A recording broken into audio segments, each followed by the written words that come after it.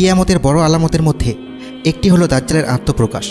দাজ্জাল যখন বের হবে তখন সে পৃথিবীতে বিভিন্ন ফিতনা ফ্যাসাদ সৃষ্টি করবে, কিন্তু এই দাজ্জাল বেশি দিন পৃথিবীতে থাকবে না এবং শেষ পর্যন্ত এই মিথ্যুক দাজ্জালকে হযরত ঈসা আলাইহিসসালাম হত্যা করবেন।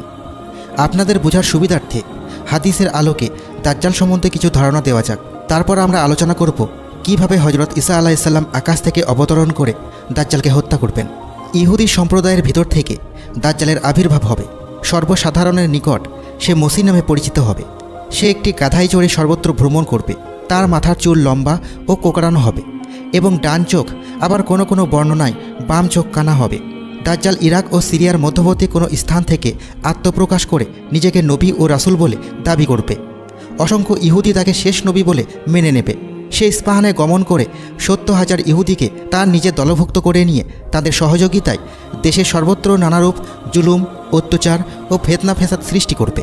তার কপালে পরিষ্কার আরবিতে কাফ, ফে এবং র অর্থাৎ কাফের এই ৩টি অক্ষর লেখা থাকবে। আল্লাহ তাআলা মানুষের ঈমান পরীক্ষার জন্য দাজ্জালকে অনেকগুলো অলৌকিক শক্তি প্রদান করবেন। সে এই অলৌকিক ক্ষমতার বলে পৃথিবীর নানা দেশে ভ্রমণ করে অগণিত লোককে নিজের নবুয়তে বিশ্বাস স্থাপন করিয়ে পথভ্রষ্ট করবে। কিন্তু প্রকৃত মুমিন লোকগণ তার কপালে উক্ত লেখা দর্শন করে তাকে দাজ্জাল বলে চিনতে পারবে এবং শত অত্যাচারে তার কথায় বিশ্বাস স্থাপন করবে না। প্রথমত, সে নিজেকে নবী বলে প্রচার করলেও পরে সে নিজেকে খোদাই দাবি করবে। আল্লাহ পাকের ইচ্ছায় দাজ্জালের সঙ্গে একটা সুদৃশ্য বাগান ও একটা ভীষণ অগ্নিকুণ্ড থাকবে। সে উক্ত বাগানকে বেহেশত ও অগ্নিকুণ্ডকে দোজক বলে প্রচার করবে। যারা তাকে খোদা বলে স্বীকার করবে তাদেরকে সে ওই বাগানে নিক্ষেপ করবে, আর যারা তার মতের বিরুদ্ধাচরণ করবে তাদেরকে ওই অগ্নিকুণ্ডে নিক্ষেপ করবে।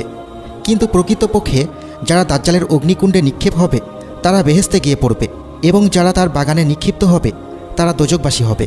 খাঁটি ঈমানদার মুসলমানগণ দাজ্জালের হাতে অশেষ নির্যাতন সহ্য করেও তাকে খোদা বলে স্বীকার করবে না, বরং তার সামনে সুস্পষ্ট ভাষায় বলে দেবে, জানি তুমি সেই পাপিষ্ঠ দাজ্জাল।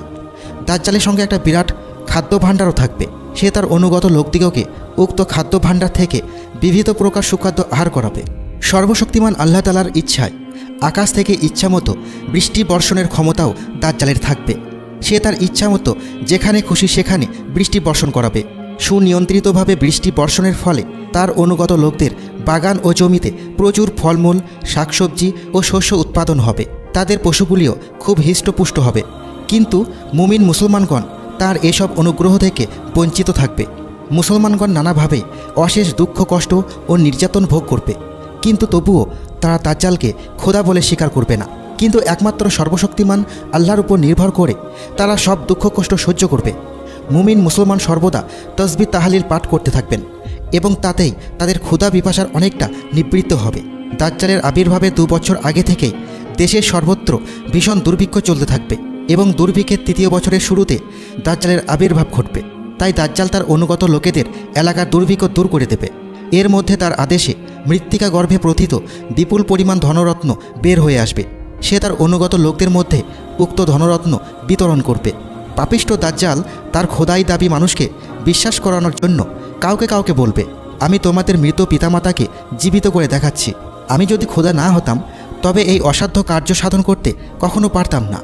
এই বলে সে তার সহচর শয়তানদিগকে আদেশ করবে যে তোমরা তাদের মাতাপিতার অবিকল আকৃতি ধারণ করে ভূগর্ভ থেকে উত্থিত হও। শয়তানগণ দাজ্জালের আদেশে তাদের মাতাপিতার আকৃতি ধারণ করে তার সামনে এসে হাজির হবে। এই আশ্চর্য ব্যাপার অবলোকন করে অনেকেই তাকে খোদা বলে মেনে নেবে। এইভাবে অনেক অলৌকিক কার্য প্রদর্শন করে নানা দেশ পর্যটন করে অসংখ্য লোককে পথভ্রষ্ট করবে এবং অসংখ্য ঈমানদার মুসলমানগণকে হত্যা করবে। অবশেষে দাজ্জালের বিরাট দলবলসহ মক্কা মুআজ্জামার নিকটে এসে পড়বে। মহাপাপী দাজ্জাল মক্কা শরীফের অভ্যন্তরে প্রবেশ করার চেষ্টা করলে ফেরেশতাগণ তখন তাকে বাধা প্রদান করবে। সে বিফল হয়ে সদলবলে মদিনার দিকে ধাবিত হবে। এই সময় সমগ্র মদিনা শহরে মাত্র 7টি প্রবেশদ্বার থাকবে এবং প্রত্যেক প্রবেশদ্বারে আল্লাহ তাআলা 2 জন করে ফেরেশতা মোতায়েন রাখবেন। দাজ্জাল তার দলবলসহ মদিনায় প্রবেশের চেষ্টা করলেও ব্যর্থ হবে, কেননা তার প্রত্যেক প্রবেশদ্বারে 2 জন করে যমদূত সাদৃশ্য প্রহরী দেখে ভীত হয়ে মদিনার অদূরে ছাউনি নির্মাণ করে অবস্থান করতে থাকবে। এ সময় মদিনা মনোয়ারায় একাধিক্রমে 3 বার ভূমিকম্প হবে। এর ফলে মদিনার অনেক মুনাফিক ও দুর্বল ঈমান বিশিষ্ট লোক ভীত হয়ে মদিনার বাইরে গিয়ে দাজ্জালের শিবিরে আশ্রয় নিয়ে জাহান্নামী হয়ে যাবে। ইতিমধ্যে মদিনা শরীফের একজন বুজুর্গ ব্যক্তি দাজ্জালকে দেখতে এসে তার অনুচরদিগকে জিজ্ঞেস করবেন, পাপিষ্ঠ দাজ্জাল কোথায় আছে? এই কথা শুনে দাজ্জালের অনুচরগণ অত্যন্ত রাগান্বিত হয়ে বলবে, সাবধান, আমাদের খোদার সম্বন্ধে বেয়াদবিমূলক উক্তি করো না। একজন বলবে, আমাদের খোদার বিনা আদেশে কাউকে হত্যা করা নিষেধ আছে। প্রভুকে সংবাদ দাও, তিনি এসে যা করতে হয় করবেন। তারপর তারা দাজ্জালকে বলবে, জৈনিক অসভ্য ও বেয়াদব এক ব্যক্তি আপনার সাথে সাক্ষাৎ করতে চাই।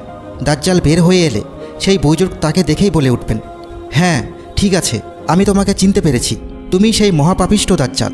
হজরত মুহাম্মদ সাল্লাল্লাহু আলাইহি ওয়াসাল্লাম পূর্বেই তোমাদের সম্বন্ধে আমাদিগকে সতর্ক করে গিয়েছেন। এই সব শুনে দাজ্জাল ক্রোধে অধীর হয়ে সেই বুজুর্গ ব্যক্তিকে করাতের দ্বারা লম্বালম্বিভাবে ছিঁড়ে দুখণ্ড করে দুই দিকে নিক্ষেপ করে নিজে তার মাঝখানে দাঁড়িয়ে তার অনুচরদিগকে বলবে, আমি যদি এই লোকের দেহের দুটি খণ্ড একত্রিত করে একে পুনরায় জীবিত করতে পারি, তবে তোমরা আমাকে খোদা বলে বিশ্বাস করবে কিনা? অনুচরগণ তখন বলবে, আমরা পূর্বেই আপনাকে খোদা বলে বিশ্বাস করেছি। আর মদিনা থেকে আগত মুনাফিক ও দুর্বল ঈমান বিশিষ্ট লোকেরা বলবে, হ্যাঁ, আপনি যদি একে পুনরায় জীবিত করতে পারেন তবে আমরা বুঝতে পারবো সত্যিই আপনি স্বয়ং খোদা।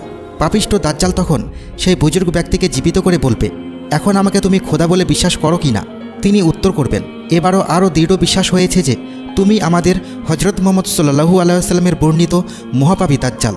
এ কথা শুনে দাজ্জাল তাকে পুনরায় হত্যা করার উদ্দেশ্যে তার গলায় ছুরি চালাবে, কিন্তু আল্লাহর ইচ্ছায় ছুরিতে তার দেহের একটা লোম পরিমাণ স্থানও কাটবে না। তারপর দাজ্জাল তাকে তার দোজগে নিক্ষেপ করবে, কিন্তু প্রকৃতপক্ষে তিনি বেহেশতে চলে যাবেন। এরপর থেকে দাজ্জাল আর কোনো মৃত ব্যক্তিকে জীবিত করতে পারবে না। তারপর সে মদিনার প্রান্তর পরিত্যাগ করে সদলবলে সিরিয়া চলে যাবে। দুনিয়ার বুকে 40 দিন পর্যন্ত দাজ্জালের অত্যাচার চলবে, কিন্তু এর প্রত্যেকটি দিন 1 বছর, 1 মাস, 1 সপ্তাহের সমান হবে। দাজ্জালের মৃত্যুর পর থেকে দিন রাত্রিগুলো আবার স্বাভাবিক হয়ে যাবে। এক সময় সাহাবাগণ হজরত মুহাম্মদ সাল্লাল্লাহু আলাইহি ওয়াসাল্লামকে জিজ্ঞেস করেছিলেন, ইয়া রাসূলুল্লাহ, দাজ্জালের আবির্ভাবকালে যখন দিনগুলি 1 বছরের বেশি হবে, তখন দৈনিক 5 ওয়াক্তের নামাজ কী রূপে আদায় করতে হবে? তখন তিনি বলেছিলেন, মেঘাচ্ছন্ন দিনে যখন একাদিক্রমে 2-3 দিন সূর্যোদয় দেখা যায় না, তখন তোমরা যেরূপ অনুমান করে 5 ওয়াক্ত নামাজ আদায় করতে থাকো, সেই সময়ও ঠিক সেইভাবেই নামাজ আদায় করতে হবে।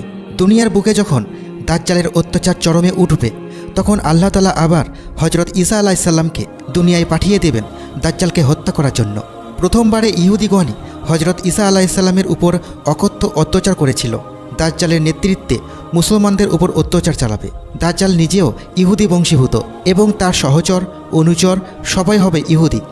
হজরত ঈসা আলাইহিস সালামের হাতেই দাজ্জালের মৃত্যু লিখিত আছে, কাজেই তিনি ব্যতীত অন্য কেউই দাজ্জালকে বধ করতে পারবে না। হজরত ঈসা আলাইহিস সালাম দামেস্কের মসজিদে অবতরণ করে হজরত ইমাম মাহাদির সঙ্গে মুসাফা করবেন। তারপর ইমাম মাহাদি তাকে নামাজের ইমামতি করতে অনুরোধ করবেন, কিন্তু হজরত ঈসা আলাইহিস সালাম তাতে অসম্মতি জানিয়ে বলবেন, না, আমার জামানায় জামাতের নামাজ পড়ার বিধান ছিল না। আমি কোনোদিন কোনো জামায়াতের ইমামতি করিনি। একমাত্র দিনে মুহাম্মদীতেই জামাতে নামাজ পড়ার ও জামাতে ইমামতি করার বিধান আছে, সুতরাং আপনি ইমামতি করুন। তারপর হজরত ইমাম মাহাদি ইমামতি করবেন এবং হজরত ঈসা আলাইহিস সালাম তার পেছনে মোত্তাদি হয়ে আসরের নামাজ আদায় করবেন। তারপর ইমাম মাহাদি দাজ্জালের আবির্ভাব ও মুসলমানদের উপর তার অমানসিক অত্যাচার সম্বন্ধে আলাপ আলোচনা করবেন। হজরত ঈসা আলাইহিস সালাম বলবেন, আমি তো দাজ্জালকে বধ করার জন্য এসেছি, সুতরাং সেজন্য আপনাকে কোনো চিন্তা করতে হবে না। পরের দিন হজরত ঈসা আলাইহিস সালাম একটা বর্ষা হাতে নিয়ে দাজ্জালকে বধ করতে রওনা হবেন। একদিকে হজরত ঈসা আলাইহিস সালাম দাজ্জালকে হত্যা করতে অগ্রসর হবেন, অপরদিকে মুসলমানগণ দাজ্জালের দলবলকে আক্রমণ করবে। পাপিষ্ঠ দাজ্জাল তখন হজরত ঈসা আলাইহিস সালামকে দেখেই ঊর্ধ্বশ্বাসে দৌড়ে পালাতে চেষ্টা করবে, কিন্তু হজরত ঈসা আলাইহিস সালামের হাত থেকে নিষ্কৃতি পাবে না। তিনি তার হাতের বর্ষার এক আঘাতেই দাজ্জালকে ধরাশায়ী করবেন। এদিকে মুসলিম সেনাগণ দাজ্জালের সহচরদিগকে পঙ্গপালের ন্যায় হত্যা করতে থাকবে। উপায়ন্তর না দেখে তারা পাহাড় পর্বত বন জঙ্গলে আশ্রয় গ্রহণ করবে, কিন্তু মুসলমান সৈন্যদের হাত থেকে কেউই রক্ষা পাবে না। সামআন রাদিয়াল্লাহু আনহু থেকে বর্ণিত, হজরত মুহাম্মদ সাল্লাল্লাহু আলাইহি ওয়াসাল্লাম বলেছেন, যখন আল্লাহ মসিহ ইবনে মারিয়ামকে পাঠাবেন, তখন তিনি দামেস্কের পূর্ব দিকের মসজিদের সাদা মিনার নিকট নিজের 2 হাত ফেরেশতার কাঁধে রেখে আসবে। যখন ঈসা আলাইহিস সালাম তার মাথা নাড়াবেন, তখন তার মাথা থেকে পানি পড়বে। যখন তিনি তার মাথা উঠাবেন, তখন চাঁদের মতির ন্যায় সাদা সাদা বিন্দু তার মাথায় চমকাবে। তার নিঃশ্বাস যে কাফেরের গায়ে পড়বে তারা মারা যাবে। ঈসা আলাইহিস সালামের নিঃশ্বাসের প্রতিক্রিয়া ততদূর পর্যন্ত থাকবে যত দূর পর্যন্ত তার দৃষ্টি পড়বে। আকাশ থেকে অবতরণের পর ঈসা আলাইসাল্লাম দাজ্জালকে খুঁজবেন এবং লুদ নামক স্থানে তাকে তিনি হত্যা করবেন। ইমাম মাহাদি এবং হজরত ঈসা আলাইসাল্লাম দাজ্জালের অত্যাচারিত দেশসমূহে ভ্রমণ করে সর্বত্র শান্তি স্থাপন ও শাসন শৃঙ্খলা বিধান করবেন। তারা উভয়ে দেশের ইহুদি খ্রিস্টানগণকে ইসলাম ধর্মে দীক্ষা গ্রহণের জন্য আহ্বান করবেন। ফলে তখন দুনিয়ার বুকে আর একজন অমুসলমানও থাকবে না। ইতিমধ্যে ইমাম মাহাদি ইন্তেকাল করবেন এবং হজরত ঈসা আলাইসাল্লাম দেশ শাসন করতে থাকবেন। দেশের জনসাধারণের মধ্যে আবার পরম সুখ শান্তি ফিরে আসবে। এই সময় হজরত ঈসা আলাইসাল্লামের নিকট আল্লাহ তাআলার তরফ হতে ওহী আসবে, হে ঈসা, আমার বান্দাদের মধ্য হতে আমি এমন শক্তিশালী কতিপয় বান্দাকে প্রেরণ করছি যাদের কাজে বাধা প্রদান করার ক্ষমতা কারোর নেই। সুতরাং তুমি তোমার অনুগত সহচর ও অনুচরদিগকে সঙ্গে নিয়ে তুর পর্বতে চলে যাও। হজরত ঈসা আলাইসাল্লাম আল্লাহ পাকের আদেশ অনুযায়ী তার অনুগত লোকদিগকে নিয়ে তুর পর্বতের দুর্গে আশ্রয় গ্রহণ করবেন এবং সেখানে যুদ্ধের জন্য অস্ত্রশস্ত্র ও রসদপত্র জোগাড় করতে থাকবেন।